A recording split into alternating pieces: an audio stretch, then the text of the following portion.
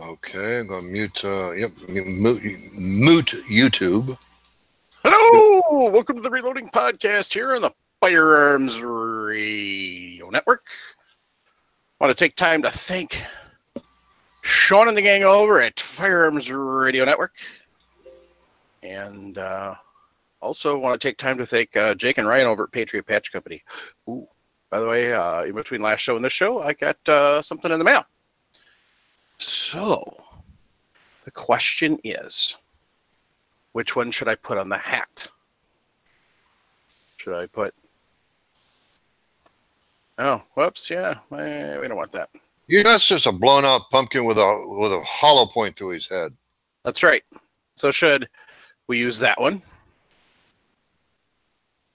Or that one? I'm kind of partial to this one. Yeah, the Goblin Turkey on the, what's that, P-38? Looks like a P-40 Warhawk. Well, you'd know better than I do. Yeah. Although it's kind of undergunned even for a Warhawk, so. But, yeah. Well, with Tom Turkey in it, it'd be all right. That's right.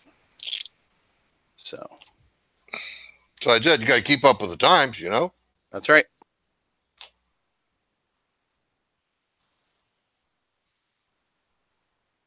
Meanwhile, Mike has muted his microphone because he didn't want the Velcro sound coming across. That's right. See how he is? He doesn't want to share.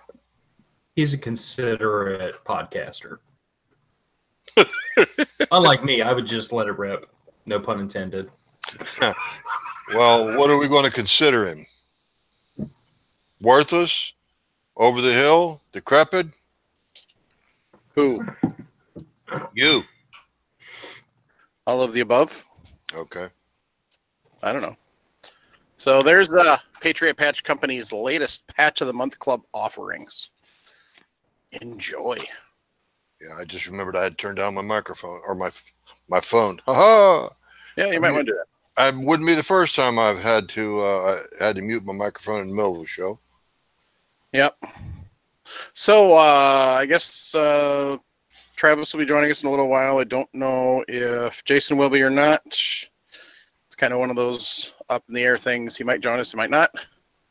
Frankly, I think he's kind of, lost in a haze in Northern California. But well, like Phil said, he's a bum. He could be on the beach. You never know. At any rate. Not in the Sacramento area. I don't think so. I think it'd be a tad cold. Just a bit chilly. So Phil, what'd you do last week? I finally got to go out to the range and test some loads and finally admit that the whole reason my snub-nosed J-frame didn't shoot straight was because I wasn't shooting it straight. We're glad you finally came around to the facts. Well, the more I sat down and thought about it and the more I dry fired it, I came to realize that what I thought I was doing was I had too much finger in the trigger guard on the trigger. And this last time I went out to the range, I made a very conscious effort to put the trigger on the dead center middle of the pad of my finger. And as I pulled that double action trigger, make sure I was pulling it straight back or even like trying to push the trigger to the left a little bit, you know what I'm saying? Just to make sure I wasn't pulling it to the right. And lo and behold, all the shots started going right down the middle. I'm shooting a little low, but it's because I think I need to use a 12 o'clock hold instead of a 6 o'clock hold, but the gun's shooting right down the middle all of a sudden. So I know for a fact my J-frame sights are not clocked. I was clocked. Besides that, I tested some ladder loads with 38 Special to... I was looking for a little more consistent ignition and less unburnt powder. So cranking up the load on my 38 Specials by 2 4/10 grain of powder. Clean the load up. It doesn't leave unburnt powder in the revolver anymore. Much snappier, much more, a much closer approximation of full power 38 Special. And then I played with some 9mm 90 grain Hornady XTPs with Alliant Power Pistol and Vita Vori 3 and 37. And I like Power Pistol now. Makes great big fireballs. And I mean, I don't have a chronograph yet, but if the book data can be trusted, it was pretty. The round should have been doing about 1,300 plus feet per second. I can tell you that halfway through the ladder load, you could clearly hear the rounds going supersonic, and I still had more powder to go. So, all in all, it was a nice, fun little range day, and I learned a lot. You know that cartridge has been credited for a hell of a lot of accurate shots. I'm talking about 9mm. No, that gun. Oh, I'm sorry. You changed calibers on me. I didn't realize that. I'm talking about 38 special and the J frame. That combination has been accredited for a lot of accurate shots. A lot. I don't shoot a J frame as accurately as I'd like to, but I have witnessed people with my own eyes knocking down 6 and 8 inch plates at 25 yards. So I know the guns can be accurate. I need to work on the loose nut behind the trigger. Okay, that's fine. But here's something that might help you. Look into getting some rubber grips for the gun, rubber stocks. It particularly get something that wraps around the back strap of the frame. That'll help you with recoil. Something on the order of the GP100 grips, or even the old Security 6 grips. I've considered that. My father has a J-frame that has, I think it's a Pachmayr grip on it that's a little bit beefier. It's a full-size grip instead of like the little 2.5 finger grip you get on the 642. The reason I haven't really embraced that is because this is in and of itself a backup gun or an ankle gun for me. So I hesitate to train with a grip I'm not going to carry with. Well, I understand that, but I'll tell you what, there are a lot of cops that still carry 38s as their gun, as their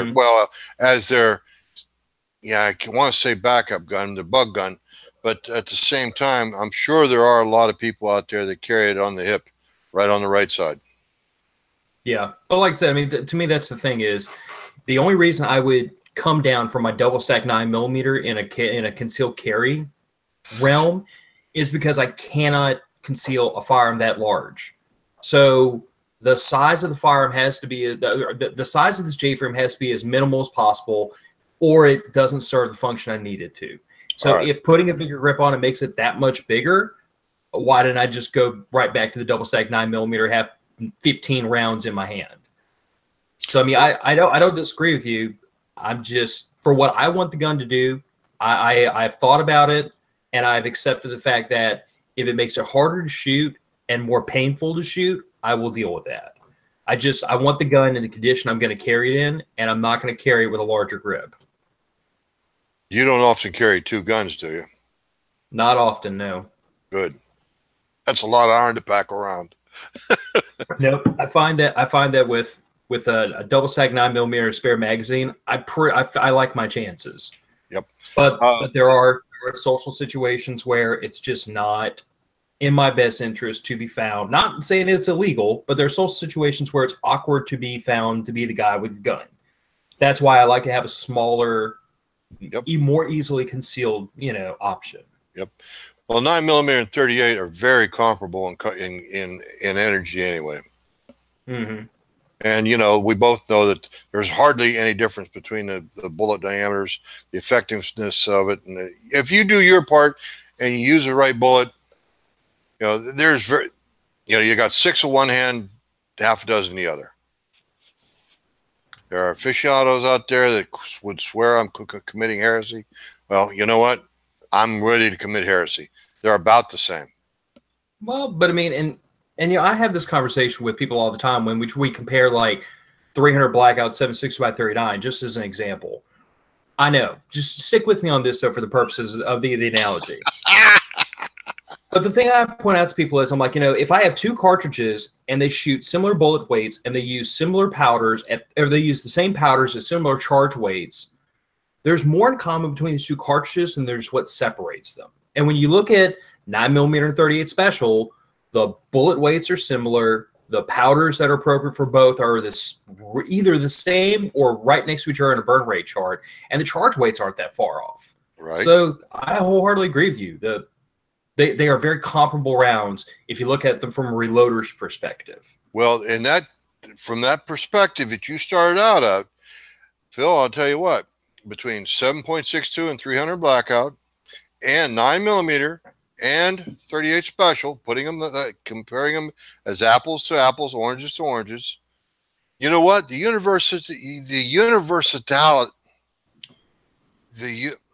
Don't ask me to help you with that one. Yeah. Universality?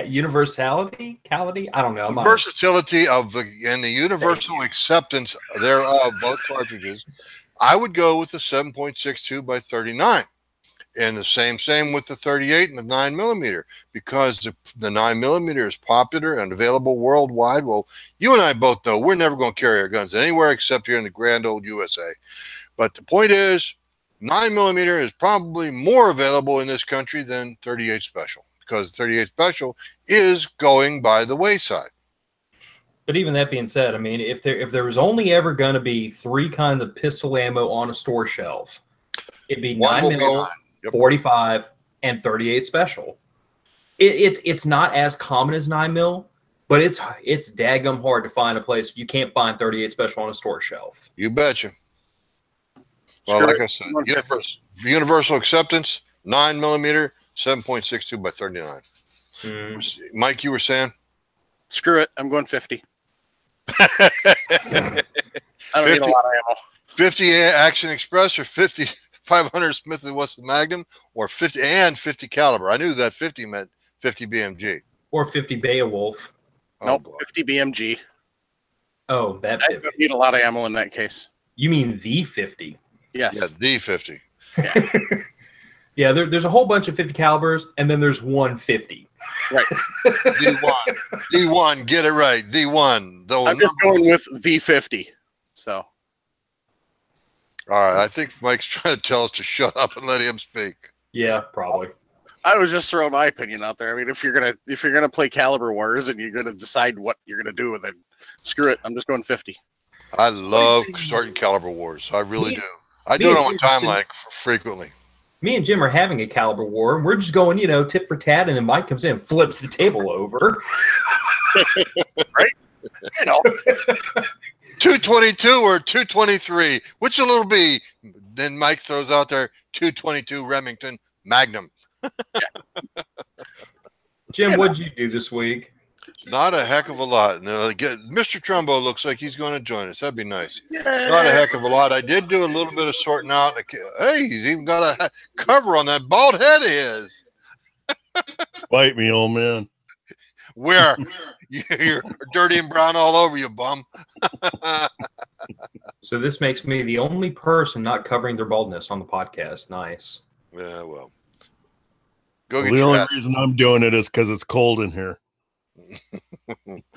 Anyhow. It never gets cold in California. Oh, yeah, it does. It doesn't rain in California. It smokes in California. Best story involving that song. I'm standing in the parts store in Paris, California, when Checker was bought out by O'Reilly. Mm-hmm. And it starts raining. I get that song and play it for the store manager. He looks at me and goes, "Shut up, you smart ass." And then a little later, it got a little serious, and there was tornado warnings, and that was when the tornado touched down in LA County, and back in 2009, I think. So the guy that's with me doing the store conversion is from Iowa. So we're standing outside looking at the clouds, and I go, "Hey, Greg, I think that's a wall cloud." He goes, "Yeah, you're right." He goes, "Well, we've had the earthquake. We've now had thunderstorms and tornadoes, which means we might get some flooding. So where's the fire?" And then we carried on with the rest of the day. So, because, when you get to California, that's the usual things. Earthquakes, wildfires, mudslides, Yep. Good time. Anyway, on a serious note, Jason, you're far enough away from that mess? We are. The valley's full of smoke. I haven't seen the sun in a few days, but Yeah, we're safe. How far are you from the fire? 70 miles south. It's too close to suit me. Well, between us and them is basically just farmland. So I really can't see it ever getting to us. Good. Glad to hear it. Yeah, I've heard of a few folks that had their property destroyed. It's thank God for insurance. Yeah, you bet. Pretty bad. Yeah. So hopefully they'll get some rain and help get it under control. Amen. So Anyway, to answer Phil's question, I did a little bit more sorting out, and I finally come to the realization to take and get that room the way I want it, I'm going to have to clear the room, the garage. I'm going to clear all my shit, put it in storage in the back room, in the shed, and then start building that bench. And that's it, Phil. Sorry to disappoint again. are we back to building the bench in the garage now? Yep. Ah. Found out a few things about wiring here in North Carolina. They allow aluminum wiring, Mike. Yeah. They allow aluminum wire. Yeah. Okay. Yeah. It's a little more prone to corrosion than copper, but That's it's supposed to be in compliance. So what's the humidity like where you're at? It comes and goes, but usually it's high. Better than Louisiana? Yeah, a little bit. All right. That's the only thing that really jumps out at me is that, was it copper-clad aluminum tends to be a little bit more prone to corrosion, but if it's in compliance, I guess. Anyway, Jason, you had any time to do anything this week in Guns and Reloading? I have not. Sorry to hear that. Oh.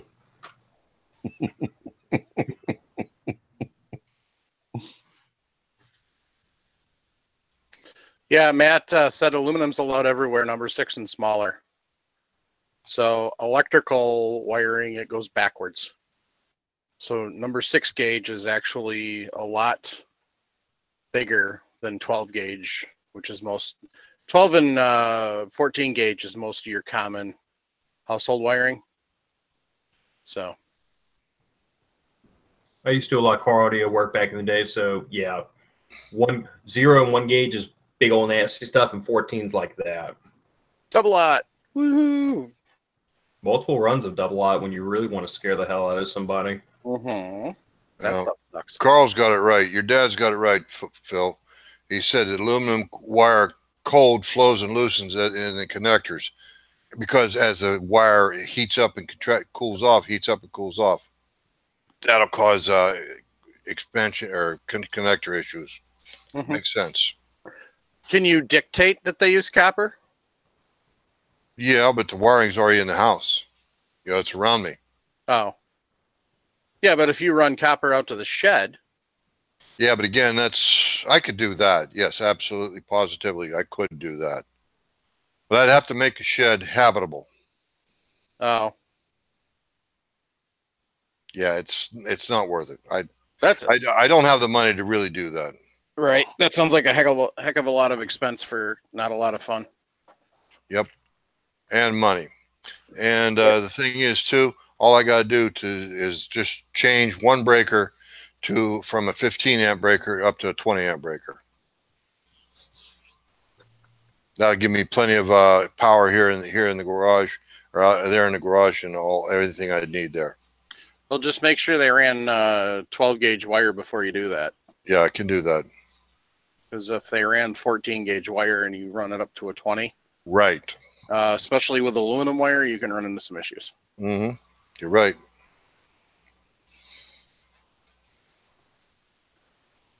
Yeah, that they do. So Carl said that they make special connectors for aluminum wire. Yep, that they do.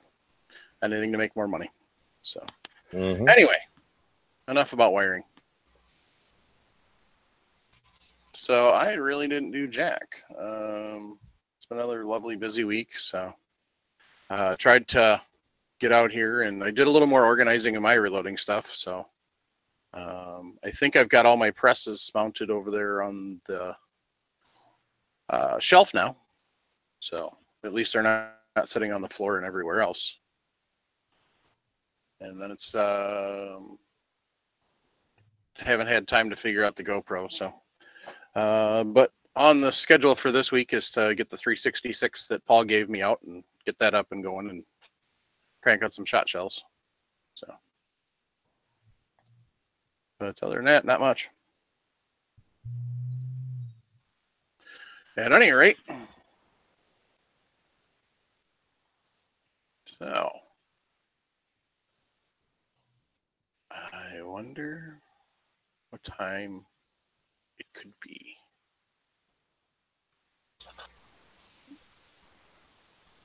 Anyway, Travis is supposed to be joining us eventually. So now,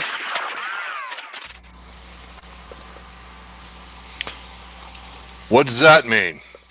cartridge corner time. Now this Really? stupid MP3 loaded finally. Yeah. Well, we had a request this week. Okay. Another request. And let's go into the notes and see what we have to say. By request, it's a Wildcat cartridge named the 730 Waters. It is a Wildcat cartridge. It truly is. It was developed by the author Ken Waters, God rest his soul, and he was also credited to being a hell of a good man, hell of a good reloader, and very dedicated to our arcane methods. But anyway, by author Ken Waters to give better performance to lever action shooters than the parent 3030 Winchester cartridge. That's a big hint, guys. Listen up. By providing a higher velocity and flatter trajectory with a smaller, lighter bullet. In 1984, Winchester introduced a Model 94 chambered for the 730 Waters, establishing it as a commercial cartridge. In 1986, Thompson Center began chambering 10-inch, 14-inch, and 20-inch contender barrels for the cartridge. So the question is, why neck down a 30 caliber cartridge to 7mm? This quote from a review of the 708 Remington cartridge and necked a 38. I'll be all right the day I learn to talk. This quote from a review of the 7-08 Remington, a 308 Winchester case, neck down to 7mm, provides the answer. Anything a 7mm can do, a 30 caliber of comparable sectional density, weight to diameter ratio is what that means, and a similar ballistic coefficient can do. The catch is, in order to send a 30 caliber slug over a trajectory as flat as that 7mm bullet, about 20% more recoil is going to be generated. It's going to kick your ass a little bit harder. A bullet in 7mm clearly produces superior downrange performance in terms of delivered energy and trajectory at any given recoil level compared to the 30 caliber bullet. There are two primary reasons why a 7mm recoil is less than a comparably effective 30 caliber. Number one, well, like I just said, you have to, I'm not going to read that. My mistake. Hookem, take that out, please. That would just be redundant and said all over again. 30-30 Winchester is typically limited to short ranges, primarily because of the small case capacity compared to the bullet diameter and the 150 grain, 170 grain bullet weights. To compensate for this, Waters necked down the cartridge to use a 7mm bullet, 0.284 inches, rather than the original 308 caliber 7.62 bullet. Because it was designed to function in lever action rifles, the 730 maintained the same low working pressure, yet Waters' original design fired a lighter bullet, 139 grains, at a higher velocity, to 2,600 feet per second. Factory ammo on the 130, I believe, only goes like 1180. I could be wrong. No, I think it's about 2,200 on the 170 bullet in the 30-30, I mean. I shouldn't quote numbers out of my head while I'm trying to read something either. Okay, the typical 30-30 bullet, 30-30 factory load, fires a 150 grain bullet at 2390, while current 730 factory load fires a 120 grain bullet at 2,700. Muzzle energy is just over 1,900 feet per second for both of these loads, but the lighter 7mm bullet has a higher velocity and flatter trajectory. And guys, this time I included a tad bit of reloading data for the cartridge, courtesy of Load Data, www.loaddata.com. You ought to give them a try. It's worth it. I believe it's well worth it for the subscription. It's about $40, no, $35 a year. I think it's well worth it. I got 4 loads here, 2 for 120, 2 for 139 bullets, and have accurate powders, Hogan powder, Winchester, Alliant, and well, if you look at the show notes, you'll see what I'm talking about. I'm not going to go into all that boring data here on the air. That's it for me, Mike. Okay, so some actual specs on the 3030 just for comparison. Max with 150 grain is 2,300 feet per second. So 170 grain is 2,200 feet per second. Kind of just giving a comparison. So it's not that bad when you fire it out with 94, but it's going to be even better. Our model 1894, I should say, but it's even better with shooting that lighter 7mm bullet. yeah, I know I shot my son's model 1894 quite a bit, and it's just not bad. yeah. Yeah, as far as recoil goes. But thing is, a lever action rifle, they don't make them in a straight line like a bolt gun is, and it's no matter what, it's really not designed for heavy caliber. In a way of recoil, I mean. The original lever guns were designed, some of them were actually designed for pistol cartridges, handgun cartridges, and there's not much recoil in a cartridge like that. Yep. All right, so let's roll on to our questions for tonight. And they're kind of all over the board as far as experience goes. First one, Randy posted, my boyfriend and I were pondering this last night, so I thought I'd ask in the reloading room. Let's say you've chosen a bullet and powder and gone through all the steps and varying charges and seating depths only to come away with a lot of unimpressive groups. At that point, do you look at changing powders or changing the bullet? I would assume the latter, but I was curious about others' experiences and if putting a different powder under a given bullet could notably improve its performance at similar velocities.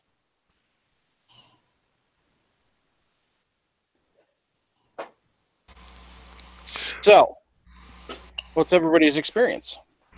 Well, economics is going to play a part in that one. Yeah, it can.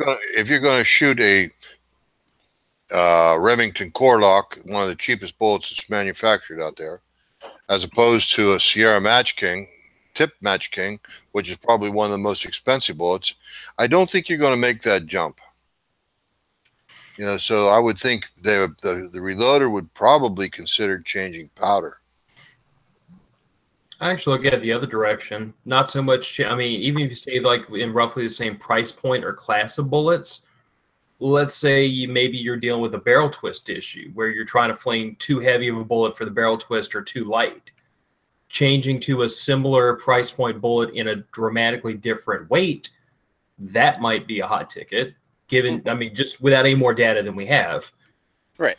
But, I mean, honestly, that's the first thing that goes to my mind is if you tried a bunch of different powders with a single bullet and that bullet's just not producing, yeah, pitch that thing out and try something else. It doesn't have to be super expensive either. I mean, within the 5.56 that I reload, you know, 55 grain Hornady FMJs and 62 grains, they're within pennies of each other. So if one's not making the groups the way you want them to, try the other one before you make the jump up into something like a Sierra Match King.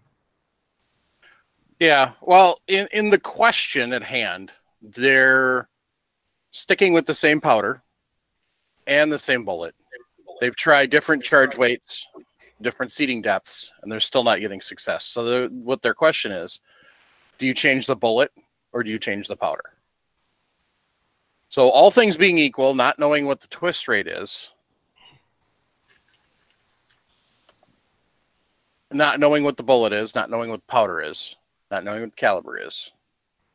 If you're just going to make a blanket statement on this, which I don't know if you can really truly take what I am right now. Yeah, I don't really know if you can honestly make a blanket statement, because what you need to take into consideration is what are you doing with this load? Are you punching paper? If that's all you're doing, then by all means, find a better bullet for your twist rate. If you're hunting, going to a lighter bullet isn't going to be beneficial most of the time. So in that case, you're going to switch powders so you can push the bullet faster. Or better. Or better. True. Or better. Not always necessarily faster. Typically it's faster. Because usually the twist rate's off and you're trying to shove a heavier bullet through a, a different twist rate that it's not rated for, like trying to shove a 70 or a 70 grain down a 1 in 12 twist 223 barrel. Yeah. So, that type of thing. Then in that case, you're going to try and push it faster, typically. But you could find a slower powder that works. But I mean, that's going to be a big thing. There's a lot of different things that go into it. Barrel harmonics, Mm-hmm. Is your barrel free floated, or is it a cheap rifle off the rack at the used section at your local gun store, or even worse, a big box outdoor retailer, and you have no idea if the barrel's even straight, much less anything else? I mean, there's so many different things. Now, I'll say it's a brand new rifle, and you broke it in with factory ammo and factory ammo groups. Then I'm going to look at powder first, probably.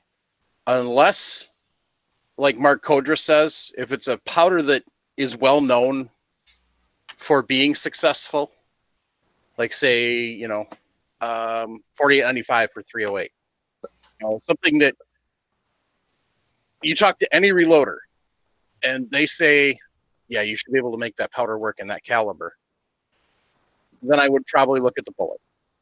Because one of the things you need to know, is it a cheap, are they pulls and they're damaged? Are they knockoffs and they're, or seconds and they're different sizes, diameters? So you're not consistent with your bullets. It's kind of that whole, how far down the rabbit hole do you want to go? I mean, do you want minute of deer? Do you want minute of pipe plate? Do you want minute of saucer? Do you want minute of angle? Do you want sub-minute of angle? That type of thing. How far down the rabbit hole you want to go dictates what you're going to do. I still vote for economics, because if you're a cheap bastard like me, I would say, if I'm looking at how much, if I only got, let's say, 3/8 of an inch of powder left in my can, I'm ready to go buy new powder. That would determine, that would give me reason to take and try a new powder, because I still got 45 bullets left in that box. Right. But and that's a thing that I didn't consider with this whole thing. Is economic. How many bullets of how much powder left do you have is going to be a determining factor. Mm-hmm. Yeah, I'll just say from my own experience, reloading 308 with 2 different bullets and a couple different powders.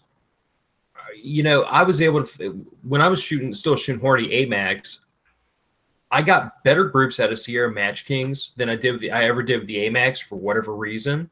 Mm-hmm. But I was able to find a powder charge to make that bullet group. May not group as high as the Match Kings did, but I knew when I was way outside of an accuracy node, because the gun was patterning like a shotgun. I mean, it was making 3-inch groups at 100 yards, mm-hmm. and I'm not that bad of a shot. And then when I snuck up on that perfect powder charge for an AMAX, all of a sudden I come down to 1 inch, and then keep going, and the group opened back up. So, and likewise, when I switched to Sierra Match Kings, I do the same thing all over again, but I found that one powder charge that makes that bullet go right where I want it to every time. So when somebody tells me I tried this powder, I did a ladder load, and man, I couldn't make this bullet group no matter what, I start to wonder what's going on with the bullet, me personally. Because, I mean, unless you have a powder that the burn rate is so woefully inappropriate for that cartridge that you probably shouldn't be loading with it to begin with, I go straight to the bullet. Because to me, it's like you should be able to find, in the course of that ladder load, you should have found one charge that grouped better than the rest. May not have grouped as tight as you wanted, but it should have done something. And if it did absolutely nothing, I start looking at the bullet. That's just my own personal. That's where I go. Yeah. And I just like to argue with Jim. Well, the other thing to consider in this, is how serious of a ladder load did they do? Or how different. If they say, okay, so let's pick a caliber to give an example here, and so I got Hard-A's 9th. We're going to pick a caliber. Oh, look, 30-06 Springfield. All right, so we're going to use that. We're going to go with a 165 grain Interbond, or SST, just for fun. We'll go with 165 grain SST. And let's say that we're using, I don't know, pick a powder. IMR 4064. So, just as an idea. So the charge weights, minimum charge for that is 41.8. Maximum charge is 50.2. Nice big spread. Right. And you've got a huge spread in there. So did they go half a grain in between each charge and then say, oh, I can't get anything to group? I see what you're saying. Jumped right over the accuracy node. Right. Mm-hmm. I mean, you want a 20 round. Everybody wants to go out with 20 rounds for a ladder load and have it, or OCW, and have a nice day. Be done. Mm-hmm. But if you've got that large of a swing in your powder charge, buck up, buddy. You're going to have to do some more testing. You're going to take half that and use that for your 20 rounds, or maybe a fourth of that and use that for your 20 rounds. Because if you just do a straight 20 and you don't get squat from that whole charge from the 41.8 to 48.1, then you missed it. That's right. And more than likely, regardless of the powder you're using, unless, like Phil said, it's just an absolutely obscenely wrong powder for that bullet, for that cartridge, which modern powders, it's really, really, really hard to do. Not really. You could use something like the XR 7828 in the 223 caliber. I mean, we're talking 50 caliber powder, 50 caliber BMG powder in the 223 cartridge. You could do that. Uh-huh.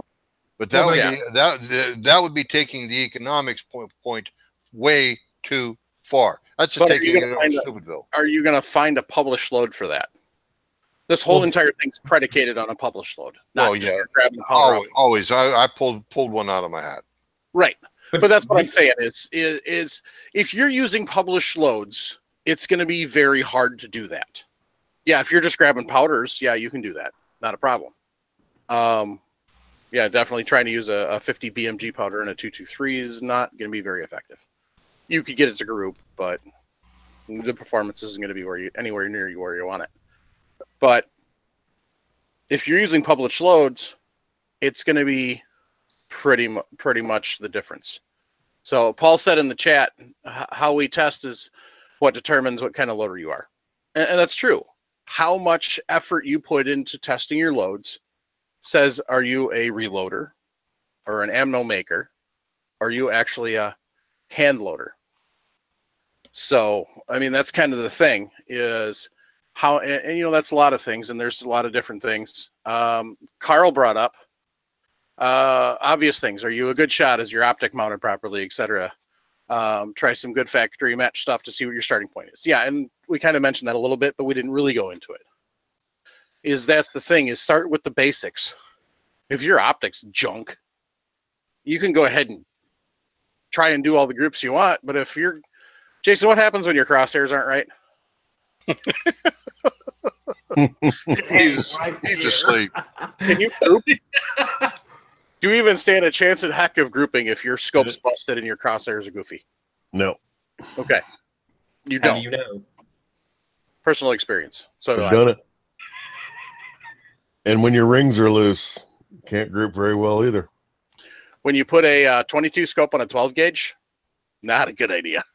Just saying. I mean, it'll work once. Putting a regular rifle scope on an air rifle, not a good idea. Yep. Air rifle recoil is completely different than what those scopes are designed for. And you can take the best scope in the world, put it on air rifle, and turn it into junk. Yep. Just so everybody knows. I'm not going to say how I know that, but okay. Anyway, carrying on. So if your base equipment is junk to begin with, your barrel's pitted, your barrel's worn out, your head spacing's off, any one of those things can cause issues. But if we're going all things being equal, the rifle's great, the optics great, it's mounted properly, everything's tight the way it's supposed to be, you're actually got it in a locked down, we'll go as far as to say you've got it in a locked down shooting rest where you actually have the hydraulic trigger squeezer. So you're not actually touching the thing, so you literally cannot screw it up. Then it comes down to bullet and powder, and it depends on how many bullets you have left versus how much powder on what you're going to change. But more than likely, you probably missed somewhere in there that optimum charge weight. For that particular powder. Right. And bullet combination. Right. So, I mean, that's kind of the, if we take all the other variables out of it, you probably didn't do your homework when you were testing your charge weights. If you're using a 250 grain bullet in 30 caliber and you're using IMR 3031, you're wrong. Simple as that. You're wrong. But there is an optimum charge weight out there for it. Mm-hmm. You might get 1.5 groups, 1.5 MOA, and that might be the best you're going to get. But, it really depends on what you, like you said in the beginning, what do you want to do? Do you want to be an ammo maker or do you want to be a hand loader? And that's kind of the basic question.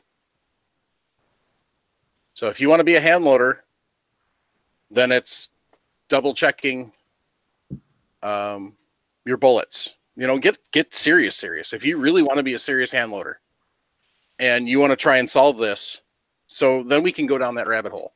So did you check your brass? Is your brass all sized correctly? Are all your bullets the correct diameter? Are they all same diameter? Are they all the same weight? Is the case capacity on every single brass you're using for this test the same? Did you actually use the water test to check case capacity and see if they're all the same? Did you properly trim them? Is your neck tension the same on every single load? Are they seated literally exactly the same every single time? You tested it and you got your horrible groups. So it all depends on how serious, like I said, how far down that rabbit hole. We use that phrase a lot, but it's really, really relative to this hobby, is how far down that rabbit hole do you want to go? So, I mean, you can sit here and you can grab a single stage press and you can crank out a crap ton of ammo from a single stage press and it might turn out well. Or,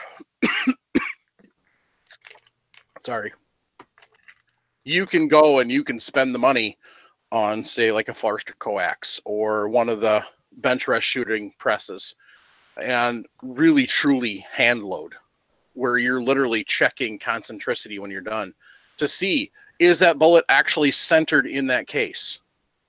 In the neck? Is everything all equal? Or is the bullet canted off to one side of the neck so when you shoot it, it doesn't hit the rifling like it's supposed to? Stuff like that. So, but, if you just want to be an ammo maker, then, like Jim said earlier, take whichever one you don't have the most of. If you're lower on bullets, switch your bullets. If you're lower on powder, switch your powder. That's the easy solution for it. Now that Travis has been able to join us, Travis, what you been up to? Hey, guys. I have not been up to much. I think on All I've done this week is I got in a new Mighty Armory 9mm sizing die. And just getting geared up. After the show, I'm going to load up some 9mm. Other than that, I haven't done much.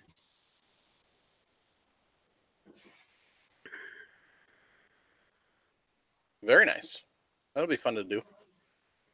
So, all right. Next question. Has anyone loaded a 308 wind? Anyone loaded a 308 wind load specifically for wolf hunting? If so, what bullet did you choose? I don't think anybody here on the panel has. Travis probably is the only one that would have a shot. But I don't think Idaho has wolf season currently, do they? No idea. Yeah. So we're going to throw that out to the panel, or out to the listeners, and see what we get for an answer on that. Anybody who's loaded for wolf, technically you could use coyote too, but wolf are a little bigger, a little bulkier, a little beefier, and so it is a little different. Here in Idaho, coyotes, we can shoot them anytime we want. Right. I would go with a bit of a heavier bullet, something that's going to penetrate that big, thick hide. Yeah. That the wolf is known for. For coyotes, I used 125 grain polymer tip. Nozzlers, actually. So, and 40-64 powder, and it was a pretty good combo. Well, coyote is nothing more than a medium-sized dog, just a tad smaller than your average collie. Sure. Yep. So. Yeah, and I load 22-250 for those. Mm-hmm. So I don't know about 308. I would suspect that, or I would suggest that anything that you would use on whitetail, you should be able to use on wolf. Oh, yeah. Easily. So 150 to 168 grain, 175 grain, typical. I guess the biggest question you're going to have is what distance. That's going to be a bigger determining factor in what bullet you're going to use. If you've got somewhere you can shoot them at 100 yards or less, bullet selection is not going to matter as much. If you're going to be reaching out 300 or 400 yards, then you're going to be looking at, a little longer distance. So, but, Mark said he uses same as he used for whitetail. Paul said wolf's a whole other beast. He uses probably 150 grain. 150 grain would probably be about perfect, because then you're going to be able to get the distance as well as the stopping power, shall we say. So. How big are wolves? German Shepherd size or bigger? Bigger. Big shepherd. Bigger than a big shepherd. Yeah. $150 or so, something like that. Pretty big wolf. So. I've got a guy on Facebook that I friended a few years ago that was when they reopened the wolf season in a couple of the western states, he was the first guy to actually get one. So I'll see what he used. So, all right. Next question. Aaron posted in the reloading room. So I'm going to be building a new AR sooner or later. The barrel is going to be 18.6 inches long with 1 1/8 twist. Wondering what your thoughts are on bullet weight. 1 1/8 twist pretty much opens you up to most everything. Yep. Same barrel length, same twist rate I have. 55 grains go through just fine, and you ought to be able to stabilize up to a 77 grain, no problem. Yep. Yeah, I'd say get 55s for just plinking around, and then load up some 75 to 77s for some more accuracy stuff. Yep. Hornady makes some really really inexpensive 75 grain projectiles, and they're wonderful. Yeah, I went the other direction on my 77s and got Sierra Match Kings. Yeah, because that's what I shoot in 308. They've treated me good in that caliber. One reason is just as good as the next to change your bullet selection. You know, if you like if you like the match grade bullets, and you're still shooting paper, Sierra Match King, go with it. Go with what you like. Go pick your flavor, pick your color. You know. But here's the thing too. The perfect powder and projectile for Jim in my barrel of my rifle, it might be the worst. You know, it could give me the worst groupings I've ever seen. You find your guns have their own kind of personality, and each one likes different weights, different powders, and you just gotta kind of play around and see what your gun likes. That's part of the fun in reloading, is just messing around and seeing what your gun likes. Well, you know, the thing is too, when you do testing like that, there's a big benefit we all get is you got to know your gun to shoot your gun. To know your gun, you have to shoot your gun. Well, there you go. And that's what you'll do. You will at least learn what your gun likes. Yeah. I know I always bring up YouTubers, but go to Johnny's Reloading Bench, and he does some excellent videos of him shooting at paper, and he tries all kinds of different weights of bullets, different powders, and you can really he does an excellent job. You can see just how the groups open up or shrink, and it varies from powder to weight. It's really interesting to watch those videos.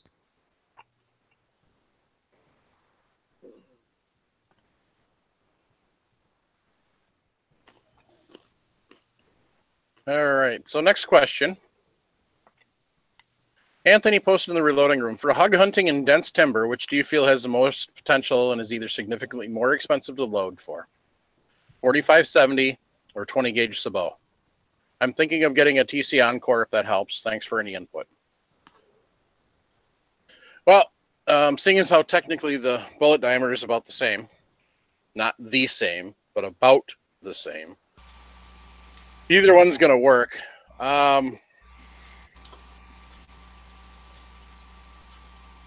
Probably in the short term, 20 gauge is going to be cheaper to load.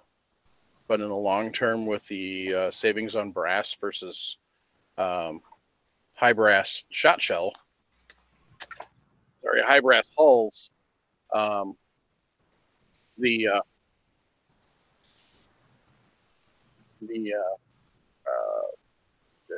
where I was going. Dang it.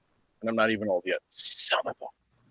Okay. Well, the thing is, one of the things about the bucking the brush, as it's called, a lot of people don't realize, even if you hit a blade of grass, your bullet is deflected. Maybe not as much with it as you will with a large tree and its blade of grass, but the point is, you're going to get some deflection. And, you know, you get a heavier bullet, it's going to deflect less. That's with that blade of grass. But you get something like a 220 Swift, your bullet may even blow up for all I know. Yeah.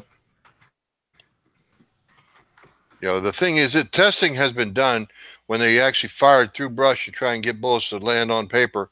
And usually the results were the bullet was damaged by the time it got to the paper. I'm talking about, you know, putting some brush in between the target and the rifle and, you know, engaging it, maybe leave 5 yards, 5 feet, 10 feet, I don't know, between the brush and the bullet has to go through to hit the target. And the result was invariably bullet deflection. Mm-hmm. Right. But enough to matter, or what? Because like you already said, you send a lightweight bullet high speed, it hits a light twig, whatever, it will deflect a lot. It might miss your target. But if you send, say, an ounce of lead at a slower speed, yeah, it's going to deflect, but it still might nail your target. Because of inertia and mass. Exactly. So really deflection, well. Depends on what it hits, honestly. Yep. That's the right answer. And back in Jim's day, I mean, a cannonball didn't deflect much off a blade of grass at all. Nope. I'd catch it with my bare hands, don't you know?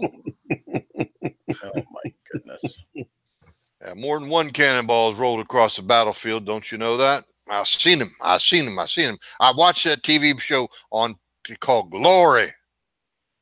Glory. Glory. Anyway, back to the topic at hand. Oh, excuse me. Oh, we have a topic. Sorry. Ultimately, there's only so much that you can do to keep from getting deflection. Even the most awesomest, heaviest is going to deflect. So,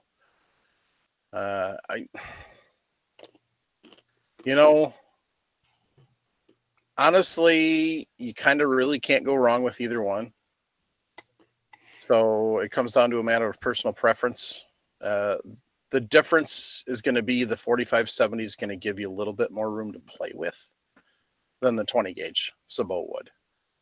With the 20 gauge, you're kind of hampered with what wads and stuff you can choose because of the Sabot. You're also stuck with a rifled barrel. And, your twist rates and shotgun rifling barrels aren't necessarily as tracked as well, I guess you could say, or regarded as well as your twist rates in your normal rifles. So now with the Thompson Center, obviously they're going to put some more effort into it. So it's going to be better quality, but also follow-up shot. That's the other thing. You're looking at a pump shotgun. Actually, if you're looking at an Encore, it's a single shot either way. So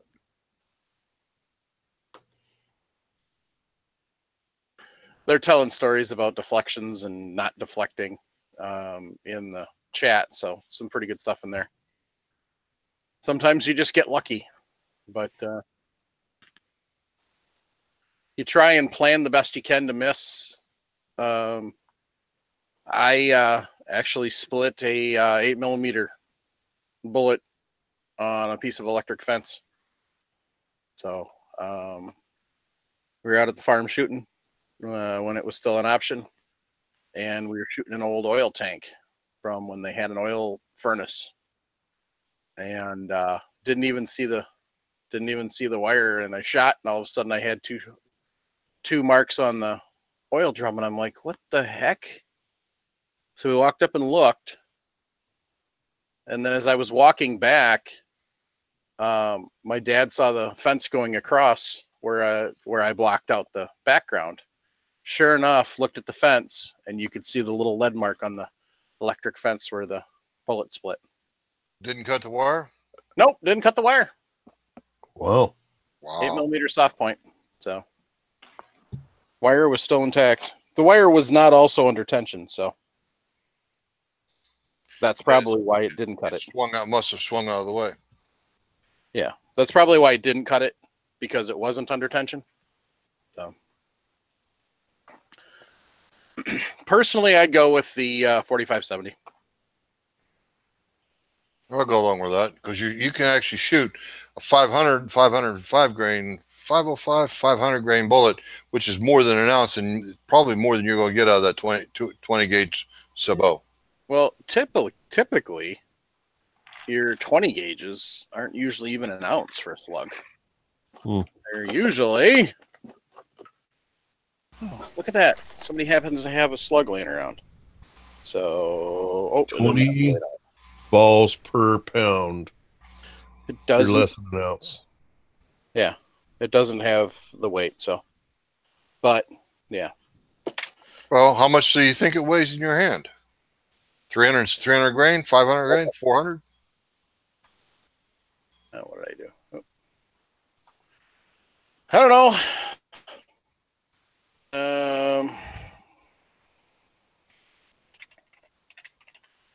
Besides that, 4570s are just cool. I'm right. That's a cool caliber. Especially that Marlin stainless steel with those Boyd stock on it. Oh my God, that thing is gorgeous. The black and white stock and the stainless steel. Oh my. I kind of want 4570. I have no particular need for it, but I kind of want one. Sure. You want a 50 caliber, Phil. I want a lot of things that I can't afford. It's called being Phil.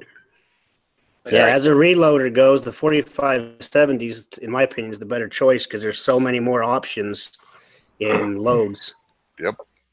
That's why when I was looking at the 458 SOCOM versus like the 50 Beowulf, the 458 has so many more options to load for. I would go with 458 as well, but that's a different conversation. That's right. That's way off topic. Right. So Federal 20 gauge 3-inch trophy Sabot slug 275 grain. That solves it right there. Yep, it does. Because the bottom line, as far as my personal feeling on the matter, the bottom line is if I'm going to be in brush, I do want a heavier projectile, so it theoretically lessens the chance of a massive deflection. Because theoretically, I'm going to be seeing larger branches. Sometimes you don't. Like Carl said, I actually shot through a limb a little less than a 1-inch diameter, about 3 feet in front of me, that I couldn't see through the scope with a 35 rem, 200 grain. Well, at that point in time, the bullets moved fast enough. It probably didn't really. Well, it probably would have deformed it. So it's actually amazing that he hit the deer. But well, the thing is too, the way Carl describes that, he hit it dead center. He didn't hit it at the top of the branch or the bottom branch, right, which is going to cause less deflection. Yep. The drawback to loading 4570 is you are going to go through more powder, and usually it's probably going to be not necessarily the more expensive powder, but so. My complaint was you go through a lot of lead when you're casting for 4570. A lot of lead. Drawback there. So if cost is an issue, 20 gauge. But you're not going to be able to. But he's going Sabot, so you're not going to really cast your own. Well, I suppose you could, but you can. You can. The thing is, with that 4570, you're getting 16 bullets per pound if you go with a 405. You're getting about 12 bullets per pound if you go with a 500 grain. Yeah. So the economics is definitely an issue in this. But if you shoot that thing enough, that's 4570 enough, that beautiful Marlin lever action, stainless steel, black and white stock. You're going to know your gun. And you're going to have your cookies get off while you're at it. Mm-hmm. Look at Jason. He's sitting there getting drunk. Yep. So. For me, it's iced tea. Anyway. Yeah, I would. You can't lose either way. Either way is a good choice, honestly. But if you're getting a single shot either way, it doesn't really make a difference. If you're looking for follow-ups, then go with the 4570. But if you have to make a choice, and cost is the issue, 20 gauges can be cheaper. So.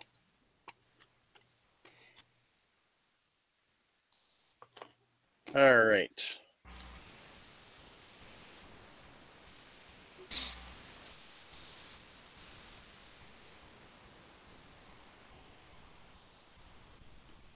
Yeah.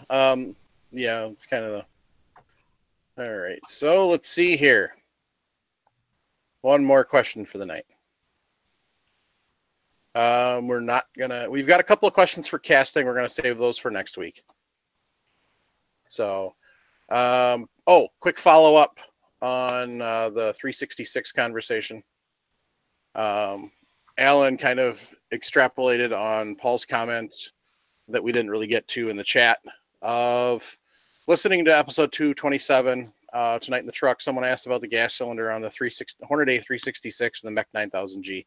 Its purpose is to smooth out shell plate rotation, not to control operating speed. He's got a 12 gauge 366 and a from 1987 and then a 2001 20 gauge 9000G. At high production rate, shot can fly out of the hulls on the 366.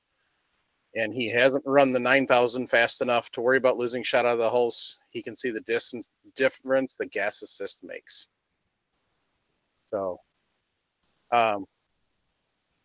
On both of those, the shell plate's kind of wide. So, especially in the 366, when I get that out and show everybody, that's got quite a bit. So, yeah, Paul had covered that in the chat, and we kind of missed the comment fully. So, it doesn't have anything to do with the operating speed. It has to do with keeping the shell plate balanced and smooth rotation. So. Smooth is what I was thinking when I heard fast. I was thinking smooth. Yeah, that kind of went hand in hand with me. Slow is smooth, smooth is fast. So it's one of those silly comments you hear about reloading. I think Jason's just trying to copy Cool Hand Luke. Could be. Jason, you're a bum. Phil said so. Yeah. Well, Hookem says he wants a 4570 lever. I think Hookem should buy one. That's right. He's got the money. He got the money. I'd like to see him. I'd like to see him use that 4570 at that indoor range. Hey, we'll be going through the cement block on the other side of the bullet trap. Maybe. That'd be awesome. Not really. Anyway.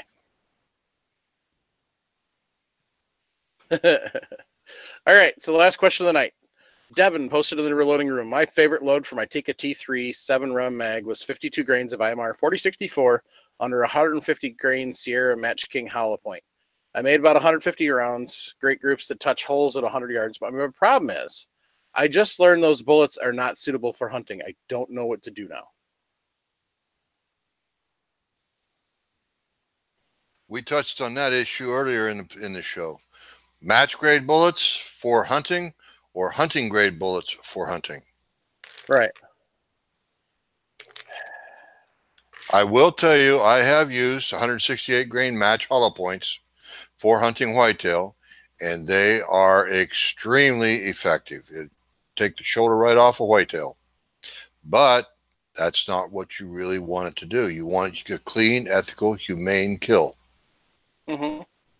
You use 165 grain jack-coated hollow point, which is a hunting bullet, and that thing will penetrate and do its job and stop the heart. Dun, dun, dun. Just got to use a bullet that's designed for the job. But he doesn't know what to do. I'd say shoot those match grade bullets. Shoot them at paper, and you get to know your gun. Yep. But again, that's in a 7 rem mag. What he probably is going to learn to do is put a limb saver recoil pad on that rifle so it doesn't beat the snot out of him every time he goes to the range. Yeah. So, excuse me. Oh, I can't see it right now. Okay, there we go. So for 7 mil, yeah, they've got the Game King, which is a soft point, and then they've got the Match King, which is a hollow point. But the hollow points are so small. And the reason he says he's learned that they're not suitable is the drawback to a Match King is the hollow point is made so small that it really can have issues with creating that hydraulic shock that they're supposed to create with opening up. So yes, he could use them. Okay. He could. Should he? No. Because like Jim says, ethical hunting. So he's probably going to want to look at something different. If they were the tipped, it might be a little better. But still, they're not made for expansion. They're not made for weight retention. They're made for target shooting. So that's what they're designed for.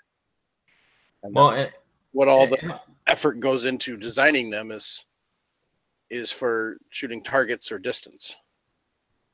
The concern I've heard listed by other reloaders, and I don't have the experience with hunting to say one way or the other, but the concern has always been that because the lighter match bullets have a thinner jacket, because the jacket's not bonded to the core, you run a greater chance of the round shedding the core, shedding the jacket and the core just disintegrating, especially if it hits something like a shoulder or a big bone.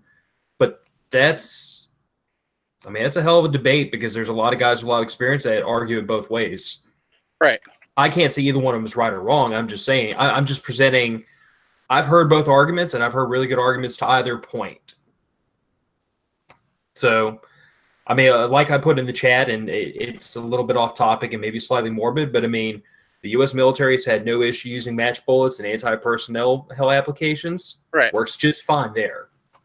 And I tend to look at it as if it'll put a 180 to 240-pound man down, it'd probably work okay on a deer, but I'm not the one shooting a deer either. Right. My son swears by the Match King. I gave him some ammo I made for him a few years ago, and he took a deer hunting because that's all he had at the time. And well, he swears by it. Like Phil said, though, in the military issue, that's not really germane, but it's effective. It's effective. But you remember too, human being is a rather fragile target. To a degree. Well, I guess what I'm saying is I've talked to people who have hunted with Match Kings or pick your match bullet. Some people swear it wouldn't kill a rat. Some people say it'll knock down King Kong.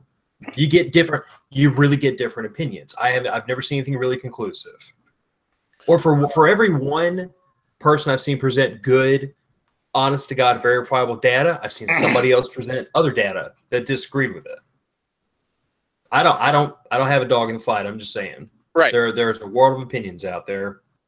The other thing you need to take in consideration for military is military's current thought process from the reason they switched from the 308 to 223 in the first, or 556 in the first place, is the general idea isn't to kill the target, because if you kill somebody in battle, you've only stopped one person.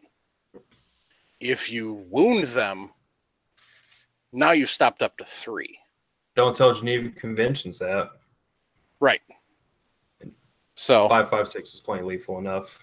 Right. Let's not go down that rabbit hole. But, Paul did correct me. It's not the hollow point that's the difference with the Match King. It's the composition of the lead. He said the lead is actually a harder lead in the Match Kings. So he's actually been lucky enough to visit the Sierra plant, which I want to do at some point in time. I also want to get Carol back on. We had Carol on way back and towards the beginning of the existence of the podcast. That's a good question for Mr. Carroll. Yeah, so I would love to get Carol back on to talk about that. So, but yeah, that's kind of the nice thing about the chat is if we do say something that's not quite right, we can get corrected reasonably quick and usually make a announcement right on the podcast. So, yeah, I just going off visual, and the Game Kings are not the Game Kings, Match King. The Match Kings, and then because the Game Kings are typically got a soft point on them, the Match Kings usually are a hollow point, and I thought they had another. They have a tip Match King now too. Right. Sierra TMK. Yeah. Yeah. They used to have a different hollow point, not the Varmiter, but a different hollow point that wasn't the Match King. So Talking about the Sierra line? Yeah. The Blitz King, maybe? Might have been. So somebody just said Sierra Pro Hunter JH586. That might be what that's it.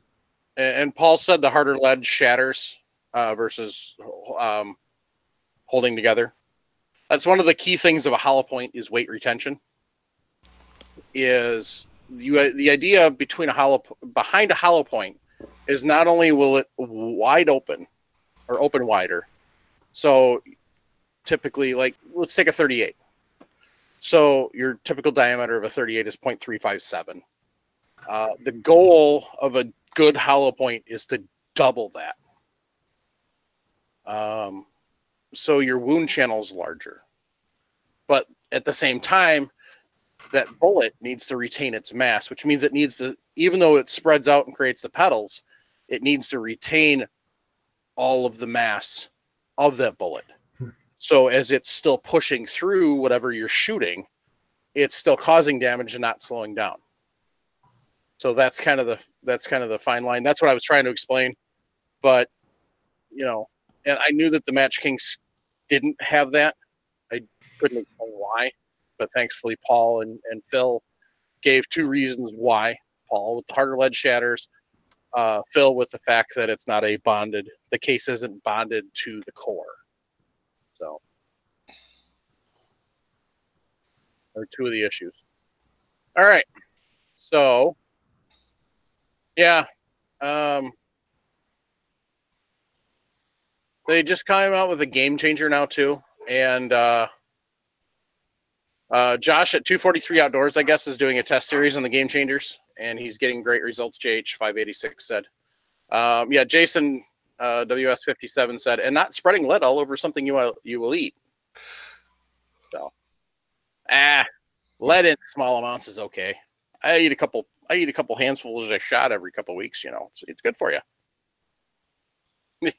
Not. And see how Mike turned out. That's right. Yeah. If you want to be like me, eat lead. Lead paint chips. Great stuff as a kid. I turned out fine. That's why Jason turned out looking like he does. Lead paint chips. He keeps covering them up with latex, though. Yeah, Paul just said Sierra does not bond any bullets. So Bonding bullets is a very expensive, time-consuming process that bullet makers just aren't going to invest in. no, not as a typical thing, unless that's their marketing aim. Right. But Kennedy does, Nosler does. So they must use a mechanical bond. Like with Nosler, they make that fabulous AccuBond. Partition bullet. Yeah, partition and the AccuBond, and Yep. But that involves heat, and that involves soldering the core to the jacket when using flux and stuff like that. mm-hmm. Yep. So yeah, so it goes to prove you can, but as we sometimes say, just because you can doesn't mean you should. So just enjoy those bullets on target and find yourself a better bullet for hunting. That would be my suggestion. All right, folks. Another great episode. Thank everybody for tuning in live. We love all the information we get. We love the fact that we're getting constant feedback. So it's awesome. It's awesome to have the extra knowledge there too, because we don't know everything. Hell no. It's great to have that knowledge. So, and some people are lucky, like they've gotten to go to Hornady and Sierra and Yeah. different places. Some people are lucky they even get to go to Titan Reloading. Yep. And Lee and Yep. I've never been to any place like that. yeah. You have to go to Reading, so I don't want to hear about it. I need to look up Derek Peterson. Oh, he's down there, isn't he? Yeah, he down here. I Yeah. need to go look him up. So I wonder if he'd let me take some photographs. Probably. we got to have him on the show too, because he was I was talking to him at NRA about some stuff that was coming out, and I haven't checked to see if they were coming out or not. So we'll probably wait till after SHOT Show now, though. Yeah. Or just interviewing at SHOT Show. That's a better idea. So anyway. Score one for you. Anyway, moving right along. I want to thank everybody who sends us emails. Yes, we've got a bunch of emails sitting out there we haven't gotten to, so hang tight. Unfortunately, with life going the way it did this week, I did not get to finish up the spreadsheet like I wanted to, so we are not going to be actually doing a drawing today because there would be people that would be left out of the drawing. So You bastard. Yep, I know. I am. I'm useless. I should be fired. No. Damn it. Unfortunately, I have to agree with Jason. Paul Yeah, has a quit hell of on an idea. What's that? Paul's got a hell of an idea. He says, need to take a road trip to Hornady, then go prairie dog shooting. I like that idea. Good. Yep. That works. That works. Sounds like fun. Looks like a good summer thing. I almost did go to Hunter Day last spring, but then my wife kiboshed it. I was going to go to Hornet Day, meet up with Matt from Geeks, Gadgets, and Guns. We were going to go to Hornet Day, and then there was a Glock GSS F shooting event down there we were going to do when I still had that Glock 26 before I got rid of it. So now I'll just have to finish my Glock, my G-Lock that based off the Polymer 80 frame. Because Travis was nice and sent me a whole bunch of parts from when he did his. So that's another thing on my list for next few weeks. The first is get my garage so I can walk around in it. Which, you know. More things. You would think that my wife would let me work on it, but no, she interrupts me from that too. So anyway. All right. So enough of that. Let's wrap this puppy up. Put a bow on it. Reloadingpodcast@gmail.com, 608-467-0308. If you want to send us a text or leave us a voicemail. And I don't have any voicemails that haven't been played, so we haven't listened to any. But if we get any new ones, by Jove, we will play them puppies on the air, because that's always a good time. If I leave a voicemail, would you play it? Maybe. No. You're kind of sketchy. I don't trust you. I don't think it would be safe for... I think it would sound like an R2-D2 clip. So, you know, if you think about it, he is the most vulgar character in history of movies. He literally R2-D2. had to bleep every single word he ever said. Yep. There you go. That's There's true. your thought for the day. Some people it's a good thought. Some people it's a thought to get drunk on. I just throw them out there. At any rate, if you got a question you need answered right away, swing over to Facebook. Yes, I know Facebook, but I don't want to hear about it. The Reloading Room on Facebook.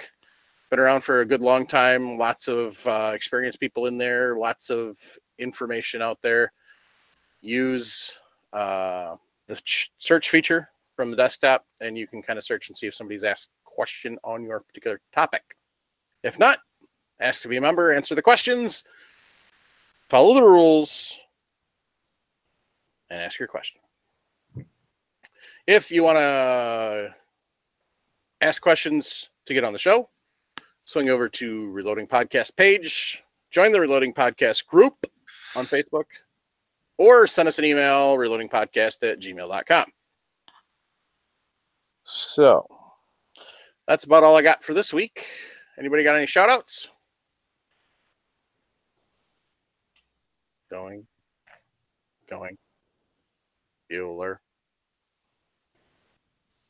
Go on that note, keep your brass shiny. Keep your powder dry. Buy it cheap and stack it deep. And squeeze. Don't yank that trigger. Where'd Travis go? What a I just follow-on. realized What a he was tagline. gone. What a tagline. Well, I just looked down and realized I was there's expecting 4 Mike- windows and not I- 5. I was expecting Mike to go all decrepit and nasty and say, don't yank it. Squeeze that. You got to squeeze that thing. No, I was going to throw in Travis's line, but then everybody's at by, so I'm like, nah. So, unfortunately, it appears that Travis has suffered technical difficulties. As I am. So, on that note, curse you, Internet, for conspiring against us. All right. Thanks, everyone. Have a good night.